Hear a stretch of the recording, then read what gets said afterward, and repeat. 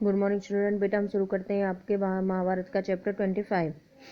13वां वर्ष पूरा होने पर जब पांडवों के 13 वर्ष पूरे हो गए तो पांडव विराट की राजधानी छोड़कर, जो पांडव थे 13 वर्ष तो वे विराट की राजधानी को छोड़कर जहाँ पे वो रह रहे थे, विराट राज के ही राज्य में स्थित उपवल्य नामक नगर में जाकर रहने लगे। अज्ञातवास की अवधि पूरी हो चुकी थी, इसलिए पांचों भाई विकट रूप में रहने लगे।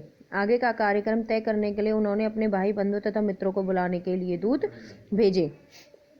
भाई बलराम, अर्जुन की पत्नी सुभद्रा तथा पुत्र अभिमन्यु और यदुवंश के कई वीरों को लेकर श्री कृष्ण उपवल्य जा पहुंचे। इंद्रसेन आदि राजा अपने अपने रथों पर चढ़कर उपवल्य आ पहुंचे। काशीराज और वीर सैव्य भी अपनी 2 अक्षौणी सेना के साथ आकर युधिष्ठिर के नगर में पहुंच गए।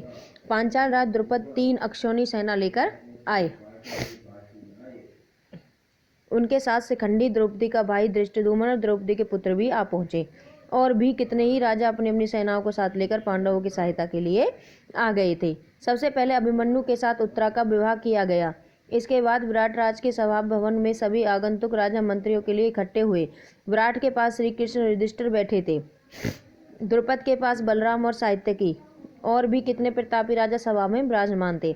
सभा में सबके अपने अपने आसन पर बैठ जाने पर श्री कृष्ण उठे और बोले, सम्मानीय बंधुओं और मित्रों, आज हमें यहाँ इसलिए इकट्ठे हुए कि हमें ऐसे उपाय सोचें जो युधिष्ठिर राजा दुर्योधन के लिए लाभप्रद हो, यानी कि युधिष्ठिर और राजा दुर्योधन दोनों के लिए ही लाभप्रद हो, न्यायोचित हो, यानी कि उनके हित में हो, जिनसे पांडव और कौरवों का सुयश बढ़े, यानी कि उनका मान प्रताप बढ़े। जो राज्य युधिष्ठिर से छीना गया है वह उनको वापस मिल जाए तो पांडव शांत हो जाएंगे और दोनों में संधि हो जाएगी। मेरी राय में इसके बारे में दुर्योधन के साथ उचित रीति से बातचीत करके उसे समझाने के लिए एक ऐसे व्यक्ति को दूत बनाकर भेजना होगा जो सर्वदा योग्य हो, जो कि सारी बातों को संभाल सकता हो।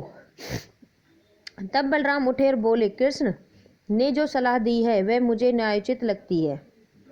बलराम उठे और बोले, भाई कृष्ण ने जो सलाह दी वह मुझे उचित नहीं लगती है, न्यायोचित लगती है। आप लोग जानते ही हैं कि कुंती के पुत्रों को आधा राज्य मिला था, वे उसे जुए में हार गए। अब वे उसे फिर से प्राप्त करना चाहते हैं। यदि शांतिपूर्वक ढंग से बिना युद्ध किए वे अपना राज्य प्राप्त कर सके तो उनसे न केवल पांडवों बल्कि दुर्योधन तथा सारी प्रजा की भलाई ही होगी। बलराम के कहने का सार यह था कि युधिष्ठिर ने जानबूझकर अपनी इच्छा से जुआ खेलकर राज्य गंवाया था, कि भाई उन्होंने अपनी इच्छा से था जो भी राज्य गंवाया था। उनकी इन बातों से यदुकुल और वीर पांडवों को हितैषी साहित्य की आग बबूला हो उठा। उनसे न रहा गया और वह उठकर कहने लगे, बलराम जी की बातें मुझे जरा भी न्यायोचित नहीं मालूम होती। युधिष्ठिर को आग्रह करके जुआ खेलने पर विवश किया गया और खेल में कपट से हराया गया। फिर भी उनकी सज्जता थी कि जो प्राण निभाकर उन्होंने खेल की शर्तें पूरी की। दुर्योधन उनके साथी थे जो चिल्ल पुकार मचा रहे थे कि 12 वर्ष पूरे होने से पहले पांडवों को उन्होंने पहचान लिया। सरासर झूठ है, बिल्कुल अन्याय है। मेरी राय में दुर्योधन बगैर युद्ध के मानेगा ही नहीं, इसलिए विलंब करना हमारे लिए बिल्कुल नासमझी की बात है। बल्कि हमें पता है भाई दुर्योधन इस चीज के लिए मानेगा ही नहीं कि वो संधि कर ले, इसलिए हमारी समझ से बाहर है। सात्यकी की दृढ़तापूर्ण और जोरदार बातों से राजा द्रुपद बड़े खुश हुए। वह उठे और बोले, सात्यकी ने जो कहा वह बिल्कुल सही है, मैं इनका जोरे से समर्थन करता हूँ। शल्य, दृष्टकेतु, जयतैन, कैकेय आदि राजाओं के पास अभी से दूत भेजे दे देने चाहिए। इसका मतलब यह है कि सुलह का प्रयत्न ही न किया जाए, बल्कि मेरी राय में तो राजा धृतराष्ट्र के पास अभी से किसी सुयोग्य व्यक्ति को दूत बनाकर भेजना बहुत जरूरी है। राजा द्रुपद के कह चुकने के बाद श्री कृष्ण उठे और बोले, सज्जनों, पांचाल राज ने जो सलाह दी है वह बिल्कुल ठीक है। भैया बलराम जी, मुझ पर कौरवों का जितना हक है उतना ही पांडवों का भी है। हम यहाँ किसी पक्षपात करने नहीं बल्कि उत्तरा के विवाह में शामिल होने के लिए आए हैं। हम अब अपने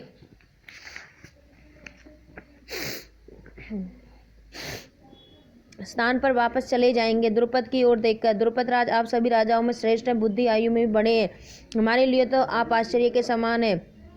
धृतराष्ट्र भी बाकी बड़ी इज्जत करते हैं। द्रोण और दुर्गृपाचार्य आपके लड़कपन के साथ ही, इसलिए उचित यही होगा कि कुछ दूतों को समझाना बुझाना हो और आप समझा दें, उन्हें हस्तिनापुर भेज दें। यदि आप इसके बाद दुर्योधन न्यायोचित रूप से संधि के लिए तैयार न हो तो सब लोग सब तरह से तैयार हो जाए और हमें भी कहला भेजें। यह दृढ़ निश्चय हो जाने के बाद श्री कृष्ण अपने साथी सहित द्वारका लौट गए। विराट, द्रुपद, युधिष्ठिर और युद्ध की तैयारी करने में लग गए। चारों ओर दूत भेजे गए। सब मित्र राजाओं को सेना इकट्ठी करने का संदेश दिया गया।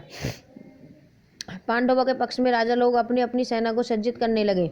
इधर यह तैयारियां होने लगी, उधर दुर्योधन आदि चुपचाप बैठे नहीं रहे।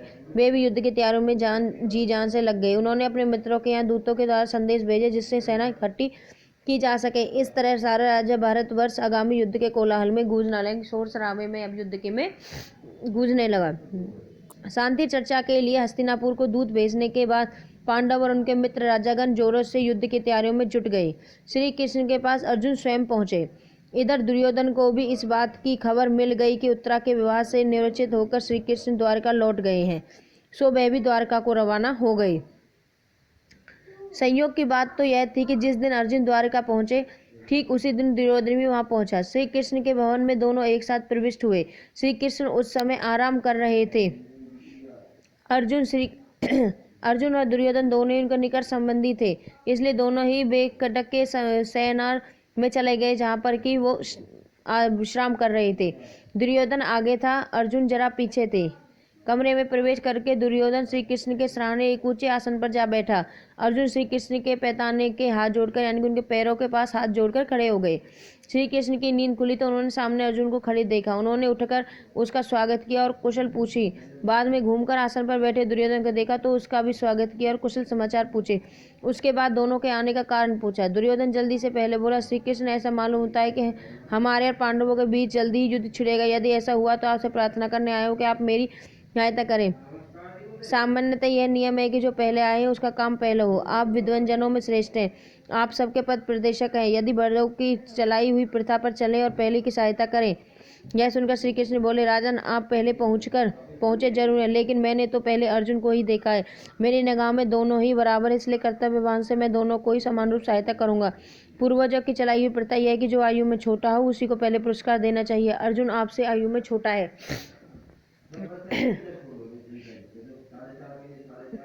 इसलिए मैं पहले उससे ही पूछता हूँ कि वह क्या चाहता है। अर्जुन की तरफ मुड़कर कृष्ण बोले, पार्थ सुनो, मेरे वंश के लोग नारायण कहलाते हैं। यह बड़े साहसी और वीर हैं। उनकी एक भारी सेना इकट्ठी की जाती है। मेरी यह सेना एक तरफ होगी और दूसरी तरफ अकेला मैं रहूंगा। मेरी प्रतिज्ञा यह है कि युद्ध में मैं न तो हथियार उठाऊंगा न ही लड़ूंगा। तुम मेरी भली बात सोच लो, तब निर्णय करो। इन दो में से जो पसंद है वही ले लो। बिना किसी हिचकिचाहट के अर्जुन बोला, आप शस्त्र उठाएं न उठाएं, आप चाहे लड़े न लड़े, मैं तो आपको ही चाहता हूँ। दुर्योधन के आनंद की सीमा न रही। वह सोचने लगा कि अर्जुन ने खूब धोखा खाया और श्री कृष्ण व लाखों वीरों वाली भारी भरकम सेना सहेज में ही उसके साथ हाथ लगी। यह सोचता हुआ हर्ष से फूला न समाता हुए दुर्योधन बलराम जी के पास जा पहुंचा और उनको सारा हाल कह सुनाया।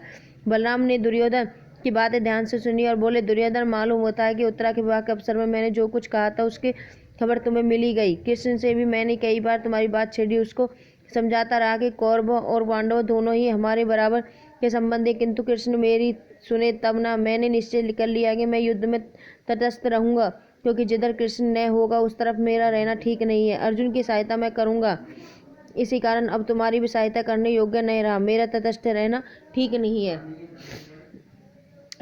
हस्तिनापुर को लौटते हुए दुर्योधन का दिल बल्लियां उछल रहा था। वह सोच रहा था कि अर्जुन बड़ा बुद्धू बन गया। द्वारका की इतनी बड़ी सेना मेरी हुई, बलराम जी के स्नेह तो मुझ पर ही है। श्री कृष्ण निशस्त्र और सेना विहीन हो गए। यही सोचते विचारते दुर्योधन खुशी खुशी राजधानी में आ पहुंचे। कृष्ण ने पूछा, सखा अर्जुन, एक बात बता, तुमने सेना बल के बजाय मुझे निशस्त्र को क्यों पसंद किया? अर्जुन बोला, बात यह है कि आप में वह शक्ति है जिससे मैं आप अकेले ही तमाम राजाओं से लड़कर उन्हें कुचल सकते हैं। अर्जुन की बात सुनकर कृष्ण मुस्कुराए बोले, अच्छा यह बात है। अर्जुन को बड़े प्रेम से विदा किया। इस प्रकार कृष्ण अर्जुन के सारथी बने और पार्थ सारथी को पदवी प्राप्त की। मध्य देश के राजा सल्ले नकुल सहदेव की मां माद्री के भाई थे। जब उन्हें खबर लगी कि पांडव उपल्य नगर में युद्ध की तैयारी कर रहे हैं तो उन्होंने एक भारी सेना इकट्ठी की और उसमें लेकर पांडवों की सहायता के लिए उपल्य नगर के लिए रवाना हो गए। राजा सल्ले की सेना बड़ी थी। उपल्य की ओर जाते हुए रास्ते में जहाँ कहीं भी सल्ले विश्राम के लिए डेरा डालते तो उनकी सेना का पड़ाव कोई 1.5 योजन तक लंबे फैल जाता। जब दुर्योधन ने सुना कि सल्ले विशाल सेना लेकर पांडवों की सहायता के लिए आ रहे हैं तो उसने किसी प्रकार सेना को अपनी ओर करने का निश्चय कर लिया। अपने कुशल कर्मचारियों को उसने आज्ञा दी कि रास्ते में जहाँ कहीं भी राजा सल्ले और उनकी सेना डेरा डाले उसे हर तरह की सुविधा पहुंचाई जाए, क्योंकि दुर्योधन इसलिए करना चाह रहे थे ताकि वे सल्ले को अपनी सेना में शामिल कर सके। शल्य पर दुर्योधन के आदर सत्कार का कुछ ऐसा असर हुआ कि उसने पुत्रों के समान प्यार करने के योग्य भांजे पांडवों को छोड़ दिया और दुर्योधन के पक्ष में रहकर युद्ध करने का दे दिया। उपल्य में जाकर शल्य का खूब स्वागत किया। मामा को आया देखकर नकुल सहदेव का की हिमा ही नहीं रही है। भावी युद्ध की रचना चर्चा छिड़ी तो शल्य ने युधिष्ठिर को बताया कि किस प्रकार दुर्योधन ने धोखा देकर उनके पक्ष में आकर कर लिया है। युधिष्ठिर बोला, मामा जी, मौका आने पर निश्चय ही महाबली कर्ण आपको अपना सारथी बनाकर अर्जुन का वध करने का प्रयत्न करेगा। मैं यह जानना चाहता हूँ कि उस समय आप अर्जुन की मृत्यु का कारण बनेंगे या अर्जुन की रक्षा का प्रयत्न करेंगे। मैं यह पूछकर आपको असमंजस में नहीं डालना चाहता, फिर भी पूछने का मन हो गया। मद्राज ने कहा, बेटा युधिष्ठिर, मैं धोखे में आकर दुर्योधन को वचन दे बैठा हूँ, इसलिए युद्ध तो मुझे उसकी ओर से ही करना होगा। पर एक बात बता दूंगा कि कर्ण मुझे सारथी बनाएगा तो अर्जुन के प्राणों की रक्षा ही होगी। उपल्य में महाराज युधिष्ठिर और द्रौपदी को मद्रास शल्य ने दिलासा दिया, कहा कि जीत उन्हीं की होती है जो धीरज से काम लेते हैं। युधिष्ठिर, कर्ण और दुर्योधन की बुद्धि फिर गई है। अपनी दुष्टता के फलस्वरूप निश्चय ही उनके सर्वनाश का अंत होकर ही रहेगा। कि हम जब धीरता से काम लेते हैं तो ही हमारे काम बनते हैं, अगर हम जल्दबाजी करते हैं तो हमारे सारे काम बिगड़ जाते हैं।